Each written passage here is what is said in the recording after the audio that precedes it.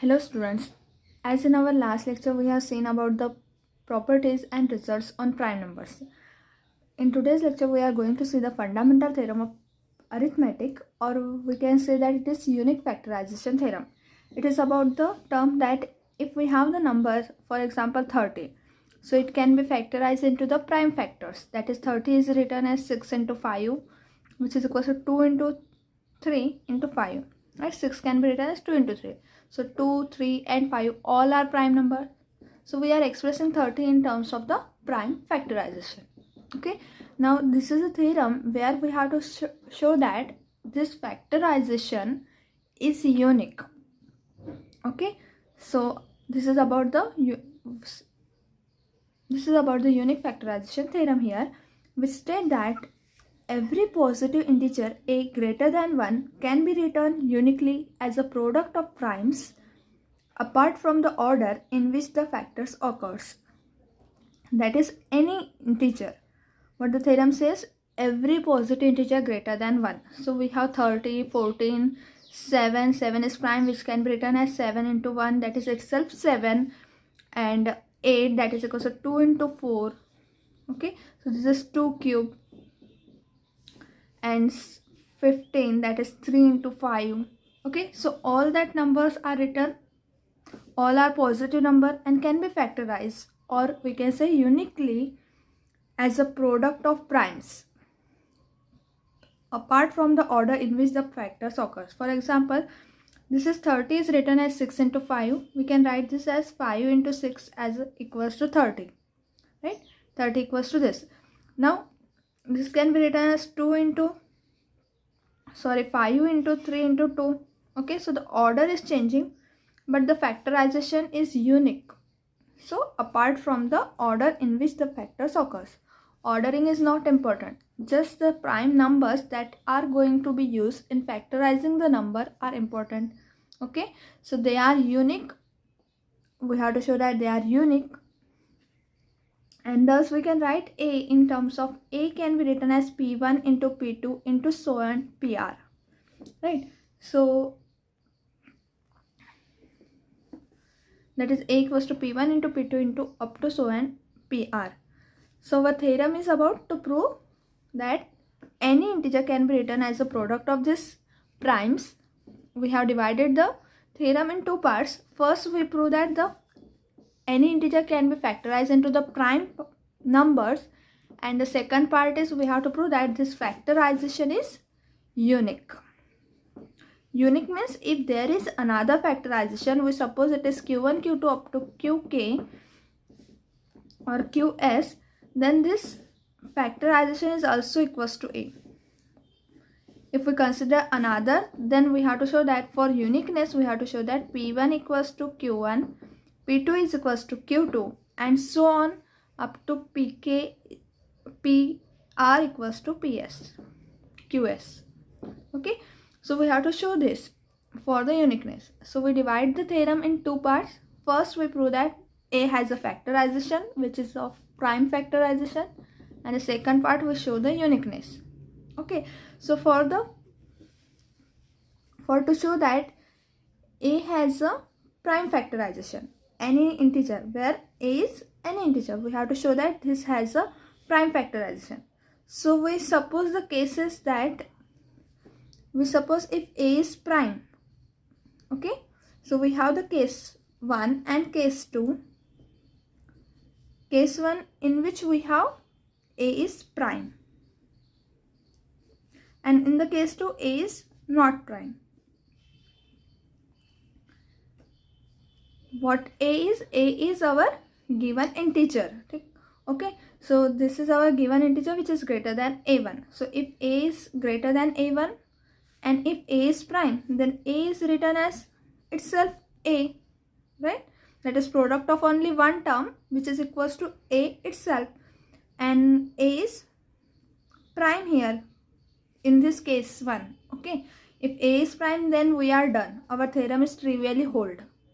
Right? Now if a is not prime, then what is the definition of not prime? What is the definition of prime? Any integer a has only two factors or divisors 1 and a itself. This is the definition of prime, right? If we are saying here in the case 2, a is not prime, what this means? It means that it has more than these two factors, okay? And we let these factors or divisor as d, which is other than 1 and the number a itself. And therefore d divides a, and this d is lies between 1 and a. That is 1 is less than d, less than a. So a is not prime, then it means composite. And the definition of composite itself says that a has a factor or divisor which is not equals to 1 and not equals to a, and which divides a, right? So what we are saying in the case 2, a, in the first case a is prime, and in the second case a is not prime. If a is not prime, then there is a divisor. So we consider S. We take the set S, set of all positive divisors of a, positive divisors of this number a, okay? So d belongs to this S, because d is a divisor of a. So d belongs to S implies S is not empty. If S is not empty, and which is a subset of all positive divisors, then we use the well ordering principle, okay? So what the well ordering principle says? The well ordering principle says that any non-empty set of positive numbers has a list element, okay? And set of the list element, we suppose it is P1, okay? So by well ordering principle, S has a list element which we say that it is P1, and this P1 belongs to S. So this implies, what this implies? P1 divides A, okay? So what this P1 is? P1 is list positive integer which divides list positive integer, or we can say that it is a divisor, okay? So what this P1 is? P1 is list positive divisor of an integer a which is greater than 1, okay? So what this P1 belongs to S, and S, what we have considered S as a set of all positive divisor of a, and therefore we are taking P1 as a list positive divisor of the integer a greater than 1. And in the last lectures, we have seen that if there is a list positive divisor of an integer which is greater than 1, then this P1 is prime. What this P1 is? P1 is a prime number, okay? And therefore a can be written as P1 into A1. What this P1 is? P1 is a positive divisor, and therefore A can be written as the product of P1 into some integer A1, where this A1 is less than 1 less than A less than A1. Sorry, 1 less than A1 less than A. Okay, because A1 is some integer which is in multiplication of P1. For example, that in the definition of A divides B, then we write B as equals to M into A, where M is integer. So we are using the same here, that A1 is an integer, P1 is the divisor. So A can be written as P1 into A1, and therefore 1 lesser than A1 lesser than A. Now again, if A1 is prime, now as we have considered here case 1, that A is prime, and the case 2 A is not prime. Same case we can consider for A1.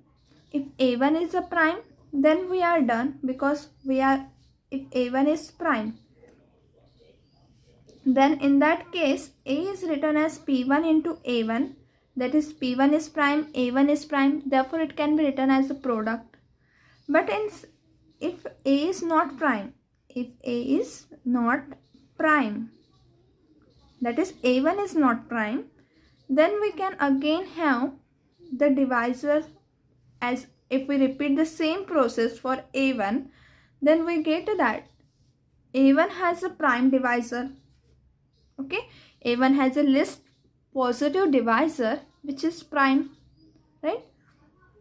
That is, if we repeat the same process, that it has a divisor, because A1 is not prime, therefore it is composite, and if it is composite, then it has a divisor, and if it has a divisor, then the set of all divisors of A1, if we consider in this way, then we get the set which has a least element, and we say that it is P2.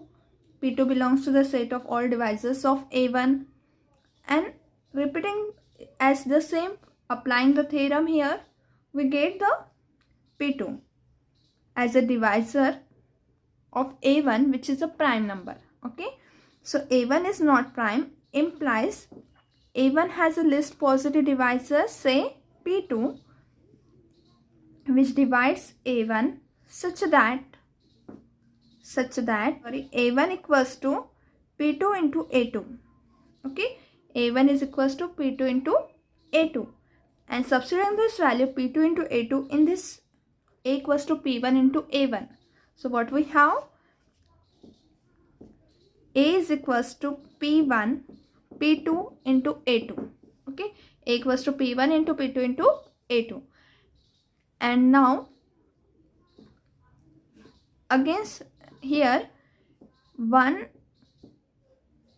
lesser than A2 lesser than A1, right?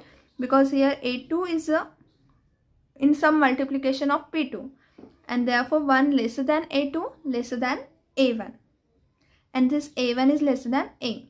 Okay, so again we apply the same cases here, that if A2 is prime, then we are done. Okay, because P1 P2 and this is also prime, so A can be written as uniquely A can be written as prime factorization. But if A2 is not prime, then we say that A2 has a least positive divisor, A2 is not prime. Then this implies A2 has a least positive divisor, say P3, which divides A2, and this P3 is prime. Okay, so we repeat again this, and we get that A is equals to P1 into P2 into P3 into A4. Okay, and this is 1 lesser than A. This is A2, here it is A3.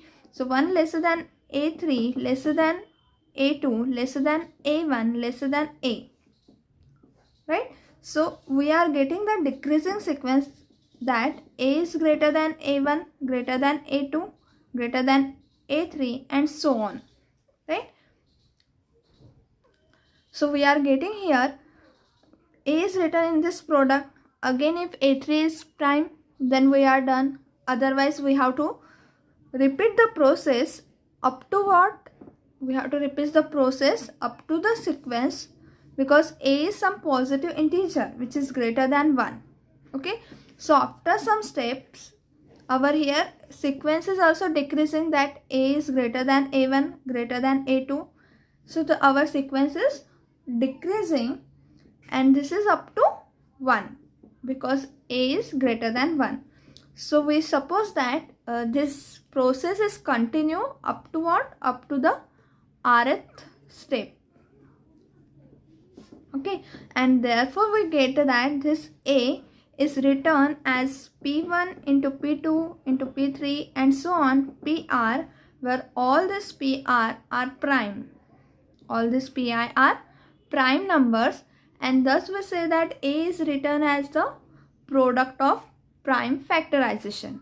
Okay, so we have here prove the first part, that A has a prime factorization, and the second part we have to prove that this factorization is unique. This factorization is unique means if we have another factorization Q1 Q2 up to Qs, then P1 equals, then we have to show that P1 equals to Q1, P2 equals to Q2, PR equals to Qs. Now to prove the uniqueness, if possible, we suppose that P is written as the prime factorization P1, P2 up to PR, and P is also written as the prime factorization Q1, Q2 up to Qs. And we suppose that this R is lesser than or equal to S. Okay, that means P is written in this factorization form, and there is another factorization form Q1, Q2 up to Qs, and this P1, P2, PR are lesser than that is this number of primes here in this first factorization is lesser than or equal to the number of factorization or prime in this factorization. Okay, that is R less than equals to S, where all Pi and Qk, I is running from 1 to up to R, and K is running from Q1, Q2 up to Qs. So all are prime numbers. Now if we fix the ordering of this number, that is in this way, there is nothing is, so we'll write this as P1 is less than equals to P2 less than equals to P3 and so on less than equals to PR, and Q1 less than equals to Q2 less than equals to Qs, and we give this as equation number, we give this to equation number 2, and the factorization we give this as equation number 2 combined to this, and only for this, that is for the prime factorization, we give the equation number 1 for the prime factorization, and by considering this 2 as equal, we have, that is from this equation 2, P is equals to this and P is equals to this. So we can write this as P1, P2 and so on PR is equals to the product Q1, Q2 and so on Qs. Okay. So we are considering here this factorization as equals to this, and we are considering without loss of generality.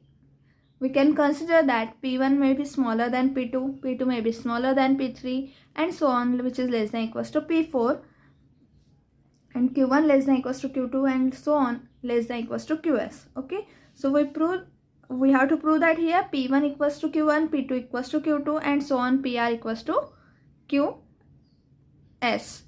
Okay, that is we have to PR equals to QR, right? And thus we can take here to show that this as here P1, and if we consider this as some number m. Okay, so this is written as P1 into m equals to these numbers, right? So we can say that P1 divides Q1, Q2 and so on Qs. From this equality we can say here that P1 divides this product of prime numbers, because P1 into some integer is equals to this, right? So we can write this as P1 divides this Q1, Q2 up to Qs. What this implies? P1 divides this product. What this implies? P1 is equals to Qi for some I where 1 less than equals to I less than equals to S. Okay, because this is a result that if P1 where P1 is prime and all the numbers in this product is also prime, so whenever the prime divides the product of primes, then that prime number is equals to sum of this, equal to the sum of the prime from this product. This is our result that we have seen earlier. Okay, so P1 equals to Qi. Now P1 equals to Qi implies that from this list we give this as a equation number 3 to both. Okay, so P1 equals to Qi. What this mean? So P1 is lesser than equals to, because this is our increasing sequence, Q1 less than equals to Q2 and so on Qs. So P1 equals to Qi.